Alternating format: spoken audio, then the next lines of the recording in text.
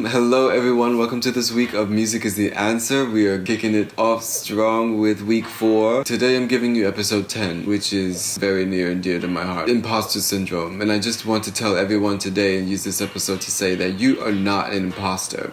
You are not an imposter. We have like a really bipolar concept of the artist in today's society, I feel. One is the done to death trope, which is the starving artist. The starving artist is someone who is working, 9 to 5, on top of 9 to 5, barely making ends meet, working the gig economy and somehow just slipping through the cracks because they can't even afford to feed themselves. So you have that, which is like the polar opposite of someone living in the lap of luxury who doesn't have normal human being expenses and has never lifted their finger or worked a day in their lives. And I'm here to say that you can make a living and you can eat and you can be an artist at the same time. It's called having a day job. It's fine. You're doing okay. I'm coming at the stage in my life where having a nominal amount of security is very important to me personally in some regards. And it doesn't mean that, I want to settle down and have, 40 acres and a mule and a white picket fence and 2.5 kids and a dog. But what it does mean is that I would like to be secure in my artistic routine from like day to day, week by week. And I feel like my circadian rhythm is challenged every day because the range of tasks and how many jobs I have. I just don't even bother forming a routine because it's so drastically different from week to week. And then you have the vision, which is everything that I want to do in life. Everything, the ladder that I'm climbing right now, getting gigs, making connections, doing applications, reaching out to people, having collaborations, being of service, which is very important to me. That to me puts together the complete picture of my life is like right now. We have like the working me, the everyday me that is utilitarian but also still artistic because I am an artist at the core of my being and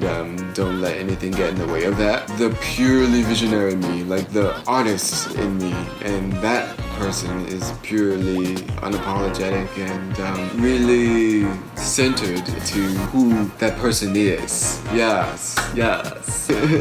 Okay, it takes a lot of sacrifice to be a working artist. Normal people don't really take that for granted, by and large, usually because of the stereotypes that they've been presented with in movies and newspaper stories and in various forms of propaganda on how like real artists live. And I'm here to tell you that as a person who doesn't have a ridiculous inheritance or any inheritance at all, and someone who isn't on the street in a box, not eating, it's possible to have a happy medium here.